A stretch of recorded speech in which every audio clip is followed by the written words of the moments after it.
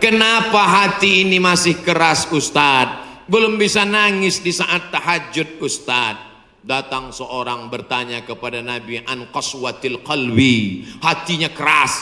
Apa kata Nabi? At'imil masakin wamsah ra'sal yatim. Kalau mau melembutkan hati, kasih makan fakir miskin, usap kepala anak yatim. Siap? Ngaji jangan ditunda-tunda. Pulang dari sini langsung mampir ke rumah makan, beli nasi bungkus, bawa ke panti jompo. Anak mereka sudah meninggal, hidup sebatang kara, belikan kain sarung, langsung datang. Assalamualaikum Bapak Ketua Panti Jompo. Waalaikumsalam. Berapa semua orang jompo di sini? Ada 100 orang. Saya mau makan siang sama mereka. Semuanya 2 orang aja. Kebetulan bawa nasinya cuma 2 kan. Melihat mereka nanti menyuap, menggeletar tangannya memasukkan nasi yang kau masukkan, maka disitulah hatimu akan lunak. Pergi ke rumah anak yatim, tanya, anak yatim sudah berapa bulan gak bayar uang sekolah? Lihat bajunya, dijahit, sobek, dijahit, sobek. Rupanya kain sudah lapuk. Kain kelas 1 dipakai kelas 6. Belikan bajunya, senangkan hatinya. Nabi yang mengasih resep ini, an qaswatil qalbi. Azab yang paling hebat bukan miskin, azab yang paling dahsyat bukan susah. Azab di atas azab adalah hati yang keras. Wa inna minal hijarati lama yatafajjaru minhul alhar. Ada batu keras tapi masih bisa mengalirkan air.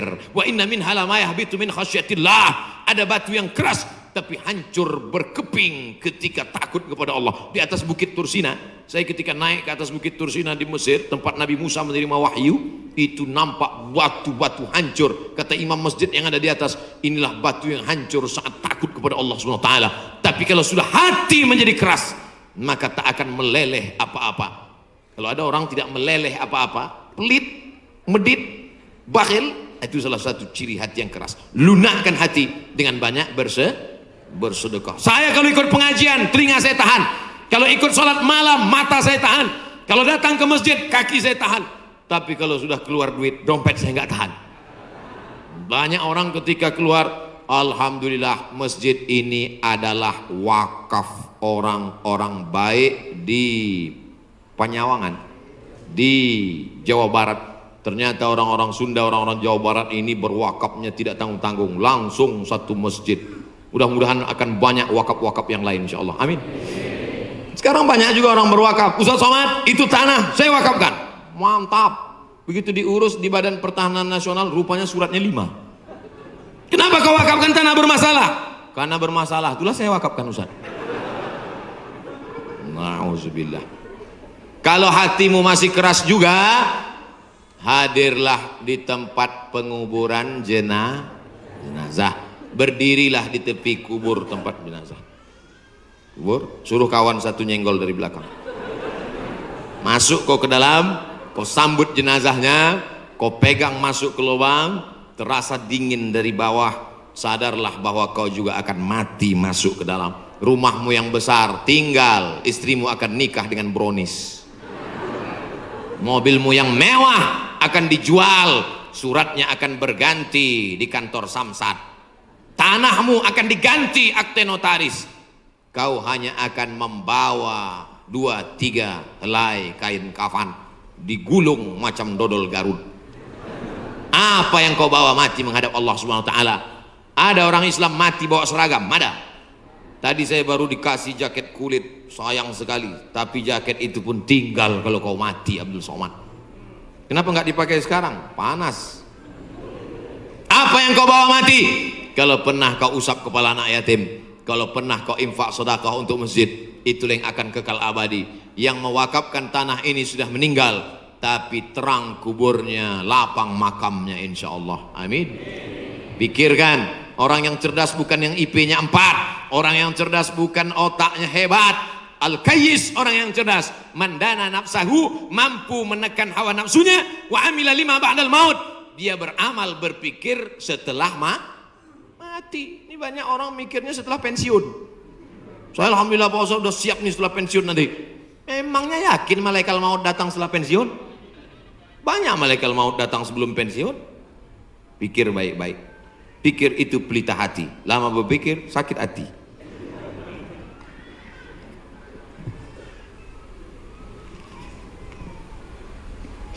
Bagaimana kita bisa membedakan musibah, cobaan, bencana, atau azab? Seperti ujian dosen. Misalnya virus corona yang sedang merebak sehingga dampaknya pada kaum muslimin, khususnya muslimin di Indonesia yang tidak dapat melaksanakan ibadah umroh. Pertanyaan dari Bapak Ridwan Ahmad Faizin Emrian Abidin Bandung. Ternyata ini pertanyaan kolektif. Misalnya saya demam, dari mana saya bisa membedakan demam saya itu menghapus dosa, atau demam laknat, atau demam ujian iman, atau demam itu dari mana saya bisa tahu? Oh, kalau demamnya cuman 36 derajat Celcius itu menghapus dosa. Kalau 40 derajat itu laknat. Kalau 100 derajat kebakaran. Di mana kita bisa tahu? Tidak ada yang bisa membedakannya kecuali introspeksi diri. Satu, la yusibul mu'min min nasabin wala wasabin wala saqamin wala syaukin yastakuha. Kalau ada orang yang kena susah hati, gundah gulana, sakit, duri menusuk tapak kaki, keluar dari rumah lupa pakai sendal, melangkah, duri menusuk tapak kaki, illa kafarallahu anhu biha sayyi'atuh, maka dengan itu sebenarnya Allah ingin membersihkannya dari dosa. Makanya kita selalu husnuzan. Ana, dalam hadis kursi apa kata Allah? Ana inda husni zanni abdi bi, aku menurut prasangka hambaku kepadaku. Maka kalau kita kena penyakit, yang pertama husnuzan pada Allah, bahwa sebenarnya Allah ingin membersihkan kita dari dosa. Yang kedua, saya nggak ada dosa Pak Ustaz. Apa dosa saya? Saya nggak pernah minum khamar, saya nggak pernah sabu-sabu, saya nggak pernah berzina, saya nggak pernah pakai narkoba. Dosamu adalah ketika kau merasa bahwa kau tidak berdosa. Itulah dosa. Dosamu adalah ketika engkau sehat tapi tak kau pakai mensyukuri nikmat Allah. Itulah dosa. Maka ke siapa yang berkata saya tidak pernah silap, saya tidak pernah salah, saat itu dia sedang silap dan salah. Al-insan mahallul khata' wan nisyan. Manusia tempatnya silap, lupa dan salah. Yang kedua, ketika kita sakit, sebenarnya Allah ingin mengangkat derajat kita, karena sebetulnya amal kita tidak cukup. Kita sudah ditempatkan di tempat surga Jannatul Firdaus, tapi ketika malaikat ditanya, sudah cukupkah amalnya? Belum. Beri dia ujian supaya amalnya mencukupkan dia dengan amal sabar. Ada amal yang lebih tinggi dari tahajud, lebih hebat daripada jihad. Apa dia? Innama yuwaffas sabiruna ajrahum bighairi hisab. Amal sabar menerima musibah, tidak caci maki, sumpah serapah. Yang ketiga, bisa jadi laknat Allah. La ta'murun nabil ma'ruf, mestinya kau tolong saudaramu yang ada di Uighur, mestinya kau bantu saudaramu yang sedang teraniaya di India, tapi mulutmu diam, kau tak mau menolong. Ketika musibah dikirimkan Allah dalam bentuk bencana, ternyata yang kena bukan yang jahat-jahat saja, yang baik-baik pun ikut juga kena. Maka tidak ada cara lain kecuali mohon ampun, minta ampun, taubat nasuha kepada Allah Subhanahu wa ta'ala. Oleh sebab itu maka yang bisa membedakannya hanya Allah, dan kita hanya berhusnuzon kepada Allah Subhanahu wa ta'ala. Bagaimana cara membentengi bencana yang semakin banyak akhir-akhir ini? Itulah yang udah kuceramahkan tadi.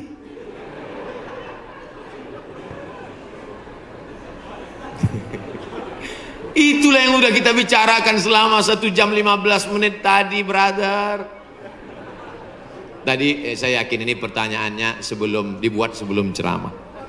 Apabila kita sudah baca amalan-amalan penangkal musibah, tapi musibah masih saja terus datang, bagaimana sikap kita sebagai muslim? Man lam yardha bi qada'i, siapa yang tidak ridha menerima takdirku, walam yasbir bi balai, siapa yang tidak sabar menerima ujianku, falyatlub rabban siwaya, carilah Tuhan selain aku. Ada Tuhan selain Allah? La ilaha illallah. maka kita tidak ada cara lain kecuali ridha, ikhlas, terima ketetapan Allah. Makanya ketika bangun pagi apa doanya? Raditu billahi rabba, aku ridha menerima Allah sebagai Rabb. Apapun yang kau beri aku terima ya Allah. Wabil islami dina, aku ridha Islam sebagai agamaku. Apapun perintah dan larangan Islam ku amalkan. Wabi Muhammadin nabiyya wa rasula, aku ridha Muhammad sebagai rasulku, maka kita ikut sunnah Rasulullah Muhammad sallallahu alaihi wasallam. Terjadi juga ridha. Tapi kalau terjadi karena kurang usaha, hukum sebab akibat. Sudah disimpan uang di dalam dompet, dompetnya dikunci, dompetnya dalam laci, lacinya dikunci, lacinya dalam lemari, lemarinya dikunci, lemarinya dalam kamar, kamarnya dikunci, kamarnya dalam rumah, rumahnya dikunci, rumahnya dalam komplek, kompleknya dikunci, hilang juga. Terus mau ngamuk. Tidak ada cara lain kecuali ridha kepada Allah. Tapi kalau punya sepeda motor nggak dikunci, malah berhenti, mesinnya hidup, kuncinya diletakkan, terus sibuk beli ngobrol, beli kangkung 2 ikat, ngobrolnya 2 jam. Ketika dilihat hilang. Terus ketika hilang suaminya nanya, mana motor kita? Ridho mas. Itu bukan ridho, goblok. Mohon maaf saya keceplosan. Oleh sebab itu maka tetap ada Ahlus Sunnah wal Jamaah mengajarkan kita ada namanya al-kasbu wal ikhtiar. Bahasa kitanya namanya usaha. Kalau pemerintah menyuruh pakai masker, usaha. Jangan tidak ikut. Suruh cuci tangan sering. Sebetulnya kita nggak perlu belajar masalah cuci tangan. Ada nggak ada virus kita tetap cuci tangan, betul? Subuh cuci tangan, zuhur cuci tangan, asar cuci tangan, maghrib cuci tangan, isya cuci tangan, tahajud cuci tangan, witir cuci tangan, duha cuci tangan. Orang Islam paling sering cuci tangan. Makanya saya heran kalau sampai anak-anak kita diajarkan, mama siapkan gayung sama sabun. Untuk apa nak? Hari cuci tangan internasional. Loh, kita nggak perlu diajari cuci tangan. Nanti takutnya 20 tahun akan datang ada lagi namanya Hari Cebok Nasional. Dari 14 abad yang lalu kita sudah bersih, betul? Tidak akan ada bakteri bersarang di ujung-ujung jari kita karena kita paling sering cuci tangan. Tidak akan ada bakteri yang bersarang di ujung kuku kita karena kita paling potong kuku hari Jumat. Kalau seminggu tak akan mungkin kukunya panjang. Makanya Nabi berkata, azfaraka, kukumu kenapa panjang? Inna syaitana yaqudu ma tala minha, setan duduk di kuku yang panjang.